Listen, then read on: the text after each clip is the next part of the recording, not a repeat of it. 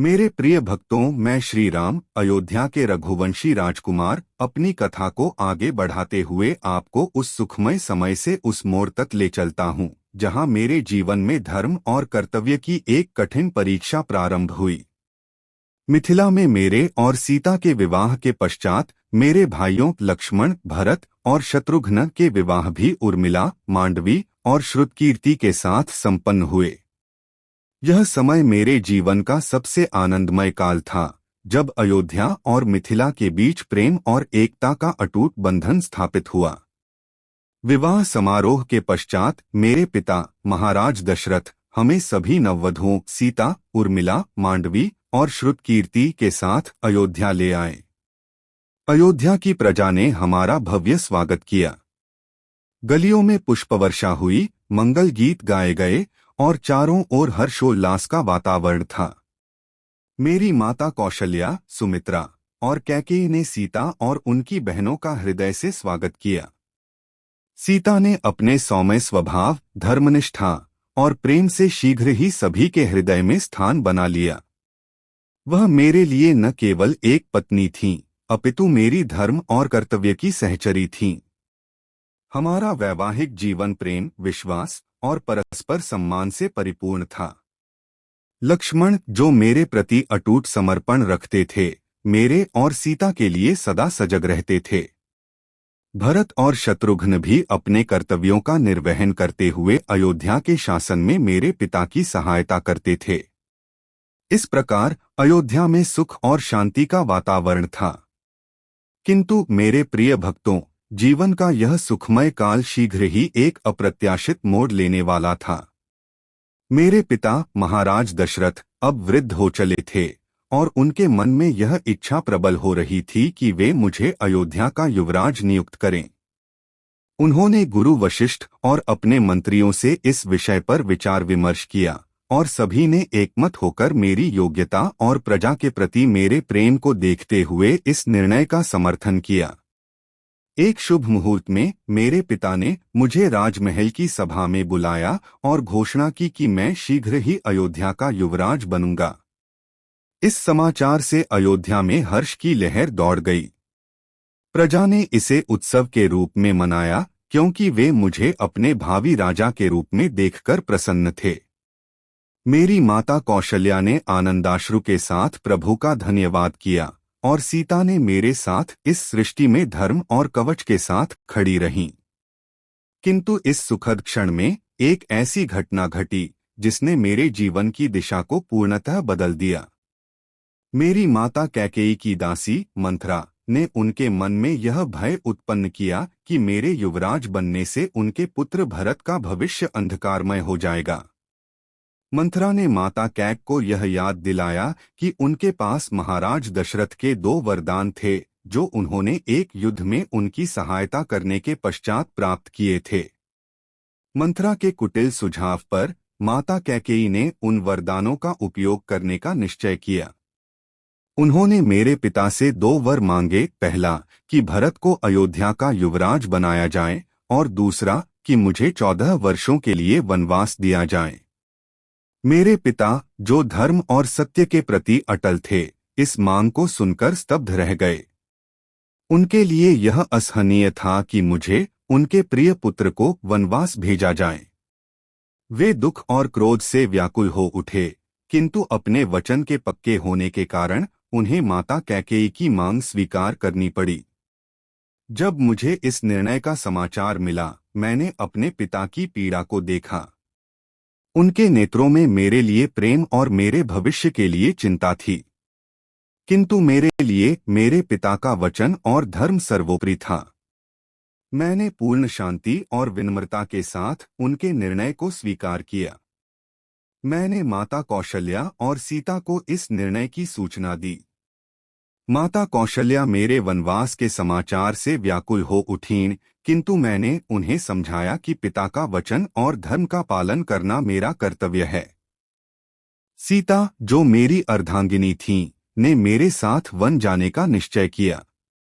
उन्होंने कहा कि उनका धर्म मेरे साथ रहना है और वे मेरे बिना अयोध्या में नहीं रहेंगी। लक्ष्मण ने भी मेरे साथ वन जाने की ठान ली। उन्होंने कहा कि वे अपने भैया और भाभी की सेवा के बिना जीवन की कल्पना भी नहीं कर सकते।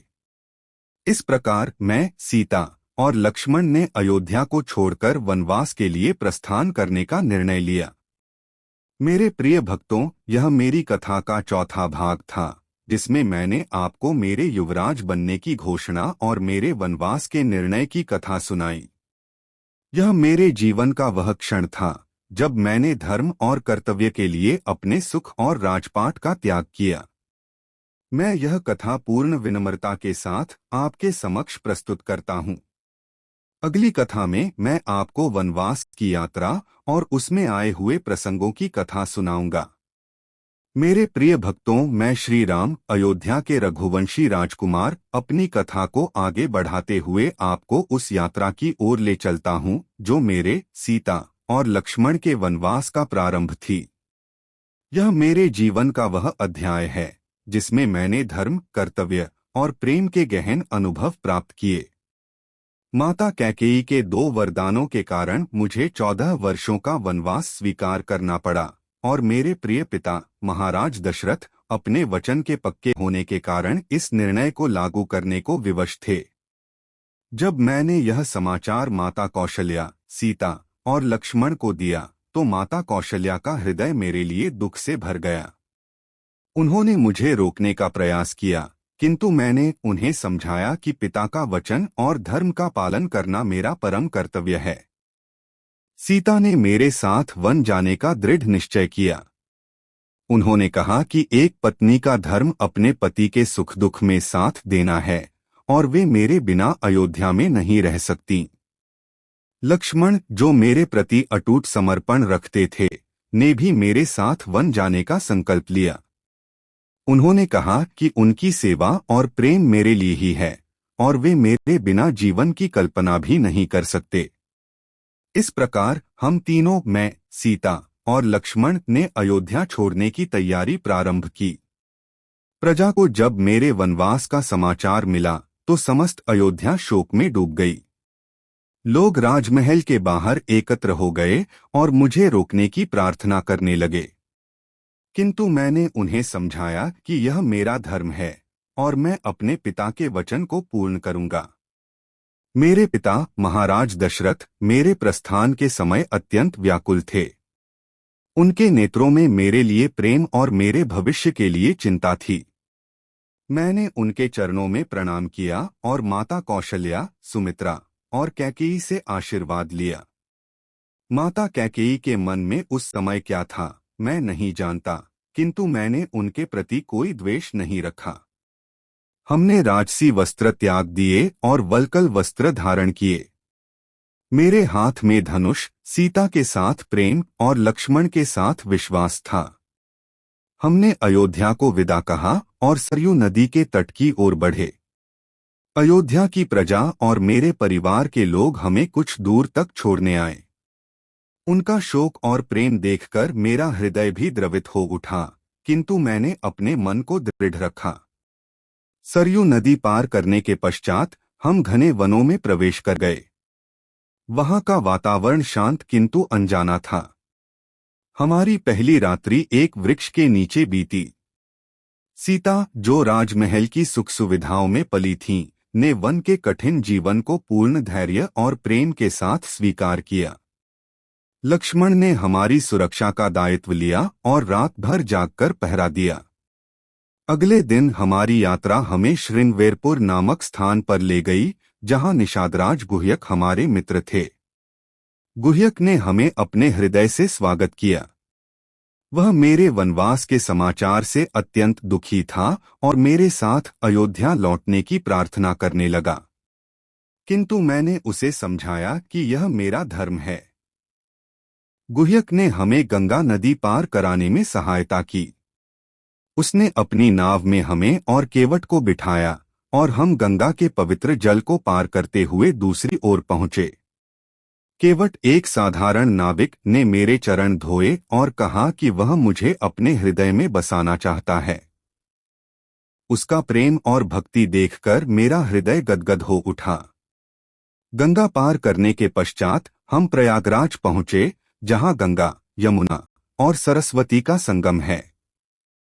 वहां हमने महर्षि भरद्वाज के आश्रम में विश्राम किया। महर्षि ने हमें आशीर्वाद दिया और चित्रकूट की ओर जाने का मार्ग सुझाया। चित्रकूट एक रमणीय पर्वत था, जहां प्रकृति का सौंदर्य और शांति मन को मोह लेती थी। हमने वहां एक साधारण कुटिया बनाई और अपना वनवास जीवन प्रारंभ किया। सीता ने कुटिया को अपने प्रेम और सौंदर्य से सजाया और लक्ष्मण ने हमारी सुरक्षा के लिए सदा सजग रहने का दायित्व लिया। चित्रकूट में रहते हुए हमने प्रकृति के साथ एकाकार होने का अनुभव किया। वहां के पक्षी, पशु और वृक्ष हमारे मित्र बन गए। किंतु इस शांत जीवन में भी अयोध्या से समाचार आने लगे। मेरे प्रस्थान के पश्चात मेरे पिता महाराज दशरथ मेरे वियोग को सहन न कर सके। उनका हृदय टूट गया और उन्होंने मेरे नाम का स्मरण करते हुए प्राण त्याग दिए। यह समाचार मेरे लिए अत्यंत दुखद था। मैंने चित्रकूट में पितरों के लिए श्राद्ध कर्म किया और उनके मोक्ष की प्रार्थना की। उसी समय मेरे भाई भरत, जो माता कैकेयी के ननिहाल से लौटे थे, को मेरे वनवास और पिता की मृत्यु का समाचार मिला। उन्होंने माता कैकेयी के इस निर्णय का विरोध किया और मुझे वापस लाने के लिए चित्रकूट की ओर प्रस्थान किया। मेरे प्रिय भक्तों, यह मेरी कथा का 5वां हिस्सा था, जिसमें मैंने आपको मेरे वनवास की प्रारंभिक यात्रा और चित्रकूट में हमारे जीवन की कथा सुनाई। यह मेरे जीवन का वह क्षण था जब मैंने प्रकृति, प्रेम और धर्म के साथ कठिन परिस्थितियों का सामना किया। मैं यह कथा पूर्ण विनम्रता से आपके समक्ष प्रस्तुत करता हूँ।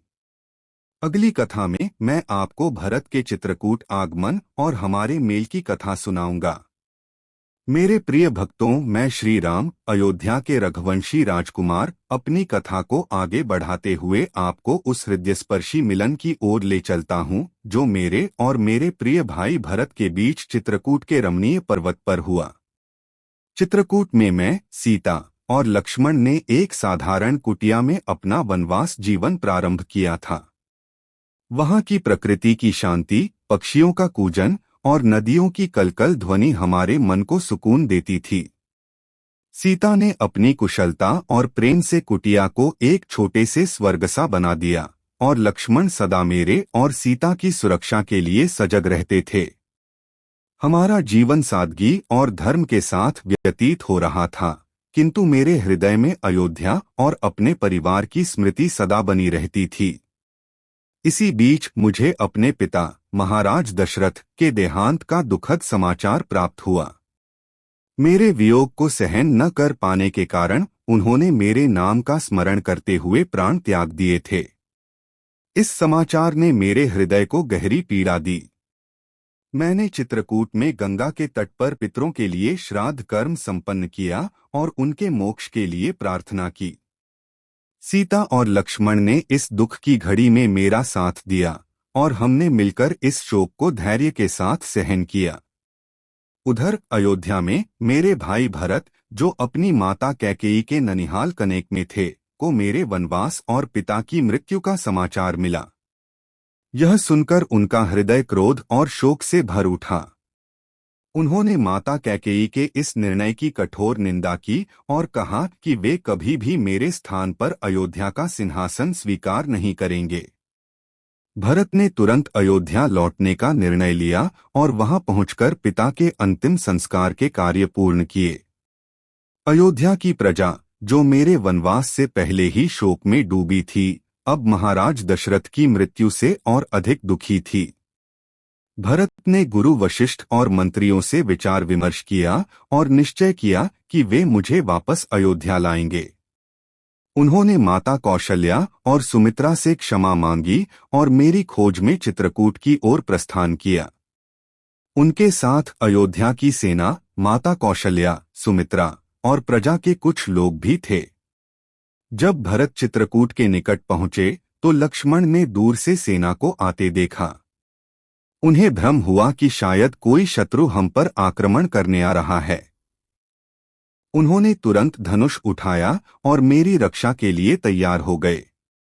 किंतु मैंने उन्हें शांत किया और कहा कि यह कोई शत्रु नहीं अपितु हमारा अपना परिवार है। मैंने भरत को दूर से ही पहचान लिया और मेरे हृदय में उनके प्रति प्रेम और आदर का भाव जागृत हुआ। जब भरत हमारी कुटिया के समक्ष पहुंचे तो उन्होंने मुझे देखते ही मेरे चरणों में सिर रख दिया। उनकी आंखों से अश्रुधारा बह रही थी और वे बार बार माता कैकेयी के कार्य के लिए क्षमा मांग रहे थे। मैंने उन्हें अपने हृदय से लगाया और कहा कि इसमें उनका कोई दोष नहीं है। मैंने उन्हें समझाया कि माता कैकेयी का निर्णय भी ईश्वर की इच्छा का हिस्सा था और मैं अपने पिता के वचन और धर्म का पालन करने के लिए वनवास स्वीकार कर चुका हूँ। भरत ने मुझे अयोध्या लौटने की प्रबल प्रार्थना की। उन्होंने कहा कि अयोध्या का सिंहासन मेरा है और वे मेरे बिना वहां राज नहीं करेंगे। उनकी भक्ति और प्रेम देखकर मेरा हृदय गदगद हो उठा, किंतु मैंने अपने धर्म और वचन के प्रति दृढ़ता दिखाई। मैंने कहा कि पिता के वचन का पालन करना मेरा परम कर्तव्य है और मैं 14 वर्ष पूर्ण होने तक अयोध्या नहीं लौट सकता। भरत ने तब एक अनोखा संकल्प लिया। उन्होंने मेरी खड़ाऊ मांगी और कहा कि वे मेरी खड़ाऊ को सिंहासन पर रखकर मेरे प्रतिनिधि के रूप में अयोध्या का शासन चलाएंगे। यह उनका मेरे प्रति प्रेम और समर्पण का प्रतीक था। मैंने उनकी प्रार्थना स्वीकार की और अपनी खड़ाऊ उन्हें सौंप दी। इस मिलन के दौरान माता कौशल्या और सुमित्रा ने भी हमें आशीर्वाद दिया। सीता ने भरत के प्रेम और त्याग को देखकर उनका सम्मान किया। इस घटना ने हमारे भाइयों के बीच के अटूट बंधन को और सुदृढ़ किया। भरत ने वचन दिया कि वे 14 वर्ष तक मेरी प्रतीक्षा करेंगे और यदि मैं समय पर न लौटा तो वे अपने प्राण त्याग देंगे। यह सुनकर मेरा हृदय व्याकुल हो उठा, किंतु मैंने उन्हें आश्वस्त किया कि मैं समय पर लौटूंगा। भरत और अयोध्या की सेना के साथ प्रजा विदा लेकर लौट गई। चित्रकूट में अब पुनः शांति छा गई, किंतु कुछ समय पश्चात हमने वहां से प्रस्थान करने का निर्णय लिया, क्योंकि अयोध्या से आने वाले लोगों के कारण वहां की शांति भंग होने लगी थी। हमने महर्षि अत्रि और उनकी पत्नी माता अनुसूया के आश्रम की ओर प्रस्थान किया। माता अनुसूया ने सीता को पतिव्रता धर्म का उपदेश दिया और उन्हें कुछ दिव्य वस्त्र और आभूषण भेंट किए। मेरे प्रिय भक्तों, यह मेरी कथा का छठा हिस्सा था, जिसमें मैंने आपको भरत के चित्रकूट आगमन और हमारे मेल की कथा सुनाई। यह मेरे जीवन का वह क्षण था जब मैंने भाई के प्रेम और त्याग के नए आयाम देखे। मैं यह कथा पूर्ण विनम्रता से आपके समक्ष प्रस्तुत करता हूँ। अगली कथा में मैं आपको हमारी आगे की वन यात्रा और दंडकारण्य के प्रसंगों की कथा सुनाऊंगा।